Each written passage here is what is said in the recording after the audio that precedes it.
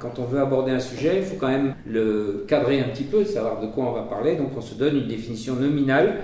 Alors pourquoi nominale? C'est une définition un peu extérieure parce que le travail de la réflexion philosophique va être d'aboutir à une définition entre guillemets réelle, c'est-à-dire qui essaye d'extraire ce qu'est la chose.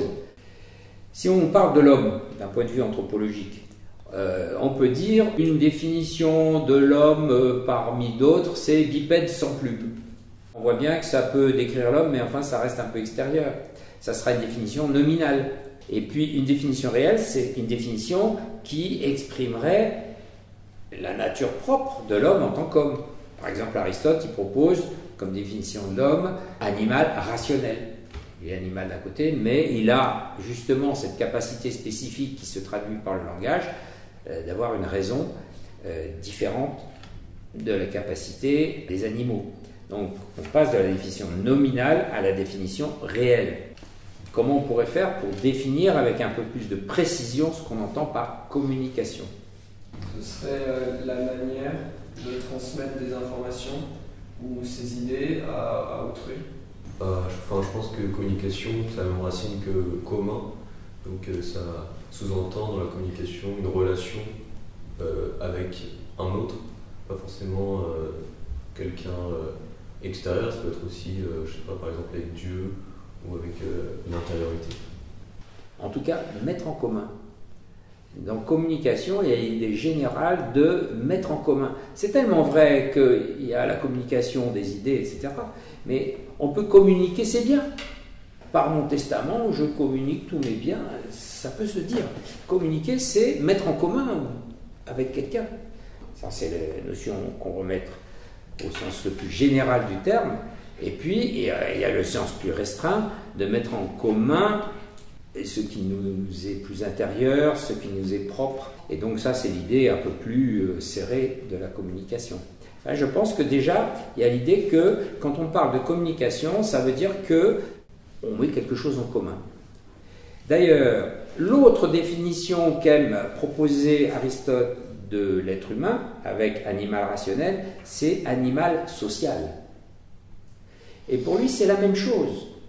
C'est-à-dire que la raison tend à se communiquer. C'est parce qu'il est rationnel, qu'il a par exemple le langage, et qui tend à se communiquer. Autrement dit, être un humain, c'est être en capacité de communiquer et de se communiquer.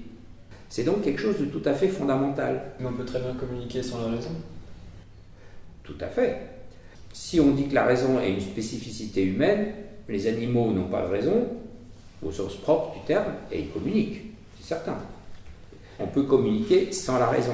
Comme j'ai dit, le sens général, ou on pourrait dire générique, c'est mettre en commun. Donc on peut mettre en commun toutes sortes de choses sans la raison proprement dit.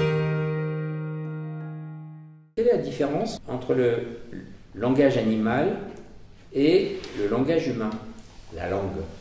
C'est que le langage humain il permet de tout communiquer et de tout exprimer. Le langage animal est exclusivement restreint au registre de l'affectif. Alors, il y a des anthropologues, des éthologues, qui ont étudié notamment les langages des singes, les bonobos par exemple. On s'est aperçu qu'on pouvait leur apprendre beaucoup de mots, qu'ils pouvaient comprendre quand même beaucoup de mots, c'est-à-dire qu'ils comprennent un certain niveau de signification. Je pense que les animaux ont déjà un certain niveau d'échange et qui n'est pas purement affectif, bon, qui est pas mal lié à l'utile et au nuisible. Hein. Il y a des choses qu'il faut désirer pour se nourrir et puis des choses qu'il faut fuir parce que c'est des dangers, c'est sûr. Donc c'est un peu pratique. Alors par exemple, on peut se demander s'il y a quelque chose de peu, comment dire, abstrait comme chez les humains, mais enfin ça je pense pas. Et justement, qu'est-ce qui ferait la différence entre le langage animal et le langage humain? C'est que dans le langage animal, il n'y a aucune règle définie. Eux, ce qu'ils vont plutôt communiquer, c'est leur instinct. La raison fait que les humains ont pu créer des langages différents selon les régions, une grammaire, des règles, ce qui permet d'avoir, on va dire, un langage assez diversifié, à contrario des animaux, par exemple. Avec le langage, d'ailleurs, avec d'autres formes de communication, ça passe par quoi? On se sert de quoi pour communiquer? dans le langage en particulier, mais pas seulement. Par exemple, les agents des ponts et chaussées organisent la circulation sur les routes et ils veulent donner un certain nombre d'informations. Priorité à droite, ralentir, pas dépasser 80 km/h. Par quoi ils communiquent? Par des signalisations. Par des signes. Alors effectivement, les linguistes peuvent distinguer entre signes et signaux. Un signal, c'est quelque chose de plus spécifique qu'un signe au sens général. Mais un langage, c'est un système de signes. Pour communiquer, on passe par des signes. Pour communiquer, justement, au sens précis du terme, des pensées, des états affectifs, des informations de toutes sortes, eh bien, il faut passer par des signes. Alors justement, quelle va être la différence entre les signes utilisés par le langage animal et les signes utilisés par le langage humain? Les signes du langage humain ont une portée universelle, dans la mesure où elles désignent un objet non pas en tant que construction physique, mais qu'il se rapporte à une définition plus générale. Un concept. Oui. Un concept. Voilà. Le langage humain est capable d'exprimer ce qu'on appelle des abstractions, des concepts. C'est-à-dire ne pas rester à une image, bon, je me représente une bouteille comme ça en la voyant, et puis j'imagine des bouteilles un peu différentes. Non, je peux dégager le concept de bouteille, une notion abstraite. Et qu'est-ce qui permet ça? Qu'est-ce qui permet au langage humain d'exprimer des choses universelles telles que des concepts? La capacité d'abstraction. Oui, ça c'est dans la pensée humaine. Dans la pensée humaine, il y a une capacité d'abstraction qui va s'exprimer à travers le langage, oui. Le langage humain a une capacité de se réinventer, de créer de nouveaux mots pour associer à cet objet une bouteille. Tout à fait. Il a une souplesse d'adaptation que n'a pas le langage animal. Les linguistes ont observé, je crois que c'est notamment le grand linguiste Ferdinand de Saussure, que la grande différence entre le langage animal et le langage humain, c'est que le langage humain est à double articulation. C'est-à-dire, les langages à une articulation simple, eh bien, un signe, une signification. Tandis que dans le langage à double articulation, on a des phonèmes, qui se traduisent par les lettres de l'alphabet. La structure de la langue, elle est d'abord orale, et donc les phonèmes sont des éléments de langage qui par eux-mêmes ne sont pas signifiants.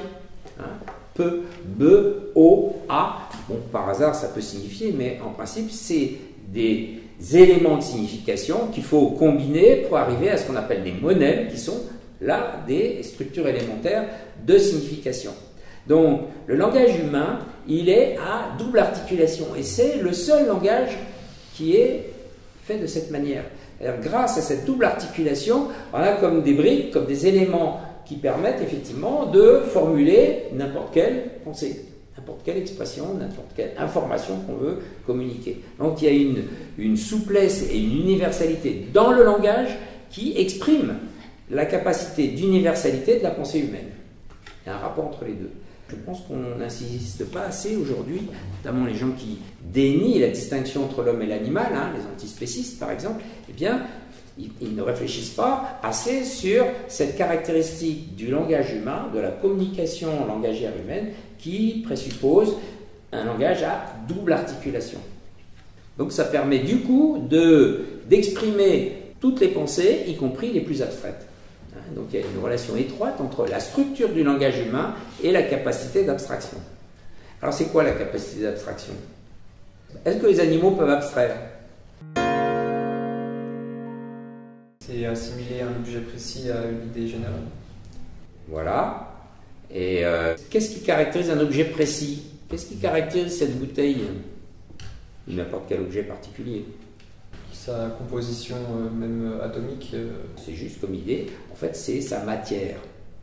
Elle est matérielle. Pour boire, on ne boit pas de l'eau qui serait immatérielle. Et on n'a jamais mis de l'eau dans une bouteille immatérielle. Elle est matérielle, là c'est en plastique, sa matière c'est du plastique. La matière du plastique est constituée d'atomes qui sont eux-mêmes matériels. Ça veut dire quoi? Ça n'est pas que de la matière. Cette bouteille, elle n'est pas que du plastique. Il y a plein d'autres choses en plastique. Donc les choses, en général, elles sont composées, on appelle ça une substance, un quelque chose. Hein, cette bouteille, c'est une substance, c'est un quelque chose, qui est composée de matière. En l'occurrence, on va dire, pour simplifier, que la matière, c'est le plastique, et que la forme, c'est le fait que c'est une bouteille. D'accord ? Donc, quand je vais parler de la bouteille dans la communication, qu'est-ce que je vais communiquer à l'autre dans le langage ? Une représentation qu'il a de la bouteille. Alors, philosophiquement, on dit que je communique sa forme. D'ailleurs, communiquer, c'est de transmettre des informations. Information. L'information, c'est le contenu intelligible d'une chose que je transmets, d'une pensée. C'est une forme au sens philosophique du terme. Hein, c'est pas la forme d'une bouteille, c'est la forme au sens philosophique, c'est-à-dire ce qui n'est pas matière, ce qui n'est pas le plastique, mais le fait que c'est une bouteille. Or, précisément dans la communication, eh bien, ce que je communique, c'est la forme. Donc, par exemple, je vais dire bouteille, et l'autre en face va entendre bouteille, et ce qui va se passer en lui, il va voir peut-être une petite bouteille, mais c'est la forme de la bouteille qui va lui faire penser à une bouteille. Je veux dire que justement la communication, et la communication humaine spécifiquement, c'est la transmission de choses qui sont immatérielles. La double articulation du langage humain est adaptée au fait que, notre pensée dégage par abstraction le contenu immatériel des choses, leur forme, sous forme de concept. Hein, donc c'est un concept, le concept de bouteille, C2B, ça veut dire concept de bouteille. Je vais donc penser à la bouteille à travers le concept de bouteille. D'accord ? Donc la communication véhicule des choses immatérielles. C'est vraiment important parce que ça confirme cette idée que l'être humain est un être composé de matière et de forme, et dans son cas donc d'une âme intellective, capable de dégager par abstraction les formes, et d'accord, qui lui est sa condition matérielle. Donc, l'être humain, il est matière et forme, simplement dans le cas de l'être humain, bon, ça s'appelle l'âme et le corps. L'âme, c'est la forme du vivant. Donc, quand on parle de la forme de l'être humain c'est un vivant, donc sa forme, c'est son âme. Âme intellective, dans le cas de la plante, qui est aussi un vivant, elle a une âme, sa forme, qui est une forme végétative. Dans le cas de l'animal, il a une forme végétative et une forme sensitive. Le caractère de la communication humaine est l'expression de sa capacité intellective, c'est-à-dire de sa pensée qui est intrinsèquement immatérielle. Je parle de ce qu'on appelle une anthropologie, je fais une théorie de la nature humaine quelque part. En partant d'analyse de la communication et de la communication par le langage, je remonte à ce qu'est la pensée humaine, capacité d'abstraction, et donc au fait qu'il y a quelque chose, un pouvoir de dégager l'immatériel dans l'esprit humain. Autrement dit, la différence avec l'animal. Comment il communique l'animal ? Par des sons. Par des sons qui renvoient quoi ? Supposons par exemple qu'on ait des gazelles et qu'il y a un guépard qui est dans les environs. Donc elles vont faire des sons qui vont dire quoi en gros ? Qui renvoie essentiellement à l'idée qu'il y a un danger. Oui, peut-être même qu'elles ont des sons qui disent bien que c'est un danger du type guépard. Guépard ou lion ou tigre, peut-être qu'ils ne font pas la distinction, mais moi, ça ne me gênerait pas de penser que quand une gazelle entend un certain genre de cri, peut-être qu'elle se représente une image de guépard. Ça ne veut pas dire qu'elle s'en forme un concept. Donc le signe de ça, c'est que justement, il y a un langage, il y a un cri qui va peut-être parler du guépard, mais qui ne transmettra pas autre chose que quelque chose qui symbolise le guépard, et qui servira d'image du guépard, si on veut. L'image n'est pas éloignée tant que ça du concept. Quelle est la différence entre l'image et le concept ? C'est à deux niveaux différents. Le concept, il est plus dans l'intellect, c'est intérieur presque, alors que l'image, elle est devant nous. C'est vrai que c'est deux niveaux, mais il faudrait être plus précis si on veut être un peu plus philosophique. Quelle est la différence entre l'image d'une bouteille et le concept de bouteille ? C'est que le concept, c'est plus universel, Oui. Alors que l'image, ça peut renvoyer à certaines singularités. Tout à fait. Donc, Peut-être que l'image, quand on se la représente, elle a toujours cette forme. Par exemple, que la gazelle, quand elle se représente le guépard, elle voit un guépard dans sa tête sans le voir réellement. Alors qu'un homme, quand il se représente une idée, il n'a pas de forme à laquelle il l'assimile. L'homme ne pense pas sans image. On est un animal rationnel, un animal. Donc on reçoit les choses par la sensation. C'est mes yeux qui voient la bouteille, ou qui voient le guépard, si je suis une gazelle. Et à l'intérieur de moi, je forme une image. Hein, si je ferme les yeux, je peux continuer à me représenter la bouteille. Donc effectivement, l'image est une représentation intérieure de la chose. Mais c'est une représentation singulière, particulière. Or, c'est la matière qui est principe d'individuation. Cette bouteille est cette bouteille parce qu'elle est dans cette matière. Une autre bouteille là-bas, c'est la même bouteille, mais elle est dans une autre portion de matière. Hein. Donc c'est la matière concrète qui est principe d'individuation. On dit la matière désignée. Cette matière, ce plastique-là, est différent de ce plastique-là, bien que conceptuellement c'est le même plastique. Vous voyez? Donc c'est la matière qui est principe d'individuation. Puisque l'image que je me représente reste en quelque manière singulière, individuée, c'est qu'elle reste matérielle. Par exemple, aujourd'hui on parle beaucoup de l'étude du cerveau, de l'activité neuronale, etc., etc. Il y a même un livre qui a été écrit par Changeux qui s'appelle L'homme neuronal. Et disons que finalement notre pensée n'est rien d'autre que l'activité de notre cerveau, de nos neurones. Et je pense que précisément, quand je forme une image, je construis dans mon cerveau un certain dispositif neuronal. Donc il y a quelque chose de matériel qui répond à l'image. L'image reste singulière, donc c'est qu'elle est matérielle, mais comme elle est en moi, c'est donc qu'il y a un équivalent matériel, neuronal on va dire, de la bouteille en moi. D'accord? Donc l'image reste singulière.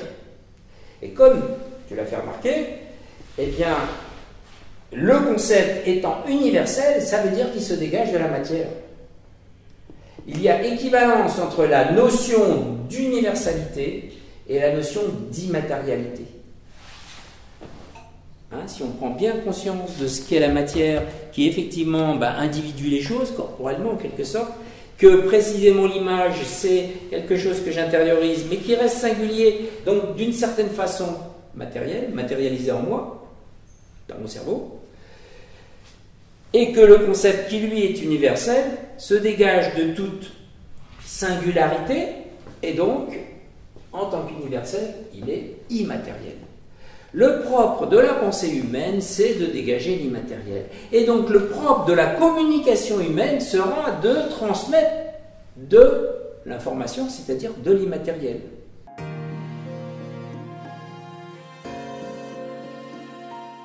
Même avec les réseaux aujourd'hui, informatiques, de toutes sortes, etc., on a des supports qui sont différents, mais l'information en tant que telle est quelque chose d'immatériel. D'ailleurs, c'est un peu le problème. Par exemple, sur un réseau, on peut bien parler de la pizza, mais on ne peut pas la manger. Elle est dématérialisée. Le propre de la communication, c'est une certaine dématérialisation par rapport à la réalité des choses. Et les choses matérielles, elles sont ici et maintenant. Et quelque part, ce qui véhicule dans les réseaux, c'est ni exactement ici, ni exactement maintenant. Hein, c'est d'une certaine façon retiré de cette condition matérielle de l'ici et de maintenant, c'est donc dématérialisé. Mais c'est vrai, je pense que l'information en tant que telle, c'est quelque chose d'immatériel. C'est important, on est société matérialiste, alors on a tendance toujours à mettre l'accent sur le volet matériel des choses qui existent. Hein, les choses, pour exister, elles ont besoin d'être singularisées dans un support matériel. L'information, elle va toujours se transmettre dans des signaux matériels. Mais le contenu transmis, le contenu intelligible, il est immatériel en tant même qu'intelligible. Est-ce qu'on peut communiquer par la pensée seule? La télépathie? Non. Pourquoi? L'autre ne peut pas savoir ce qu'on dit. Et pourquoi? Vous savez qu'on a fait des expériences dans les sous-marins et on s'est aperçu que, semble-t-il, il y ait, dans certaines conditions, une communication possible entre une personne dans un sous-marin et une personne à terre, oui. pense que c'est une communication qui est en fonction d'un événement, c'est-à-dire que deux personnes se trouvent face à un problème et à une situation, donc logiquement elles vont être amenées dans certains cas à penser de la même façon et à penser à la même chose. Ça c'est une bonne remarque, mais alors c'est pas de la télépathie. Il n'y a pas de communication sans support. On va faire deux personnes qui communiquent. Elles sont matérielles, elles ont un corps, et elles ont une pensée. Donc elles ont des concepts. Donc la personne A va communiquer son concept à la personne B. Traditionnellement, habituellement, elle va par exemple parler. Donc elle va exprimer avec un son, des signes sonores, quelque chose que l'autre va entendre avec ses oreilles, et donc on va en tirer par traduction, si on veut, eh bien l'équivalent, c'est prime. Il y a de la perte dans la communication. Donc voilà, la communication normale, c'est une pensée de quelque chose qui se transmet par le biais de supports matériels, au minimum des supports physiologiques, mais après, si c'est des réseaux physiques. Alors, ma question c'est, est-ce qu'on pourrait imaginer que A transmet directement à B le contenu de sa pensée?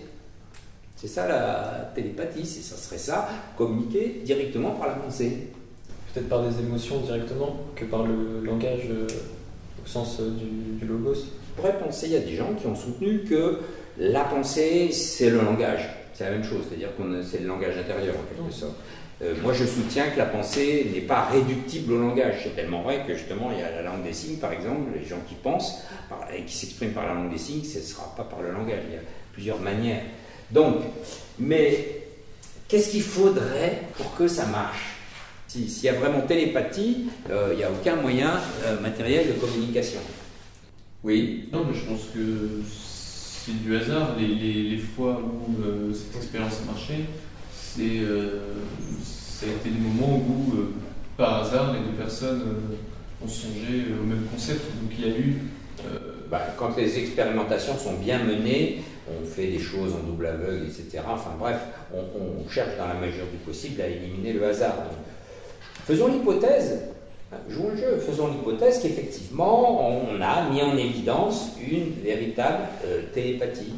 Entre jumeaux, il y a des gens aussi, il y a un cas spécial où des gens disent quand même qu'ils ont des expériences de télépathie. C'est les gens qui ont vécu une expérience de mort imminente. Vous connaissez ça, ces expériences de mort imminente? Ils ont vécu par exemple un coma ou une chose comme ça, grande lumière, tout, enfin des choses assez fortes, ils reviennent et ils sont un peu transformés. Et par exemple, il y a une personne qui avait vécu ça et qui racontait que depuis qu'elle avait vécu cette expérience, quand quelqu'un sonnait à la porte chez elle, elle savait toujours qui c'était. Elle avait une connaissance immatérielle, si je puis dire, enfin une connaissance directe de quelque chose qui normalement n'est pas possible. Parce qu'elle savait toujours. Quelquefois, on sait qui va venir, donc ça c'est autre chose. Mais elle voyait en quelque sorte qui sonnait. Il y a beaucoup de gens qui sont matérialistes et qui disent c'est pas possible. Bon, alors ils disent a priori c'est pas possible. Bon, c'est réglé, la question est réglée. Sauf que ça ferme toute investigation. Moi je pense autre chose. Puisque l'intelligence humaine est capable d'abstraction, donc de dégager l'immatériel, c'est qu'elle est elle-même, au moins dans une dimension, une certaine dimension immatérielle. Si l'âme humaine est immatérielle dans une de ses opérations, qui est l'opération d'abstraction, c'est que substantiellement, il y a en elle quelque chose d'immatériel. Le pouvoir d'abstraction est un pouvoir immatériel, et deuxièmement, ce pouvoir immatériel ne peut que subsister dans quelque chose qui est pas pleinement, purement matériel. Autrement dit, ça veut dire que l'âme est spirituelle, elle peut subsister sans matière.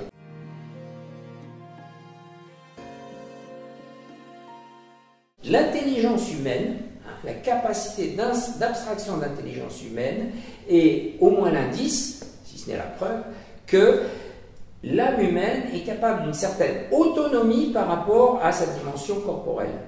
Ce n'est pas du platonisme, ça ne veut pas dire que les choses sont vraiment séparées, mais il y a une certaine autonomie de l'âme humaine dans sa pensée par rapport à sa dimension matérielle. Et si c'est vrai, à ce moment-là, il y a peut-être la possibilité qu'il y ait une communication d'esprit à esprit. Mais cette implication que l'âme est immatérielle, donc ça impliquerait que peuvent communiquer. Enfin, c'est vous qui le dites. Certes, je le dis et je ne peux pas facilement tout démontrer parce que ce n'est pas des choses faciles à démontrer. Il faut bien voir que les démonstrations philosophiques, c'est tout plus difficile que les démonstrations mathématiques. Les gens en mathématiques finissent toujours par se mettre d'accord. En philosophie, ils ont beaucoup de mal. Alors moi, après beaucoup de réflexion et de considération des différentes philosophies, je considère que celle-là est la plus justifiée pour un tas de raisons. Et je pense qu'en effet, la pensée humaine, en tant qu'elle est capable d'abstraction, eh bien, possède cette dimension qu'on peut appeler spirituelle. Alors, attention, je sais bien qu'on peut me dire, bon, vous êtes croyant, c'est vrai, je suis croyant, donc ça peut me conforter dans cette idée qu'il y a en moi une âme spirituelle. Et beaucoup de croyants, ils voient l'âme comme quelque chose qui sera rajouté au corps, comme chez Platon, l'âme comme le pilote dans le navire. Moi, je vois l'âme comme la forme du corps, mais en effet, je pense que l'âme humaine a une certaine autonomie par rapport à sa condition corporelle qui peut se manifester dans certaines circonstances. Donc j'essaie bien d'avoir un autre discours que le discours religieux. Le discours religieux dit l'âme humaine peut survivre après la mort, qu'elle est faite pour la vie éternelle, ça c'est le discours religieux. Mais j'essaie de tenir un discours philosophique et de dire, puisque l'homme est capable d'abstraction, de dégager des concepts, qu'il se transmet des informations qui sont immatérielles, eh bien c'est qu'il y a dans l'âme un pouvoir qui transcende la matière, pour le dire comme ça, et donc on peut appeler l'âme humaine une âme spirituelle. C'est ce qui fait la distinction entre l'âme humaine et l'âme animale. Si l'âme est spirituelle, ça veut dire qu'elle a quand même, dans certaines circonstances, une relative autonomie par rapport à ses conditions matérielles. C'est ce dont témoignent des gens qui ont fait une expérience de mort imminente.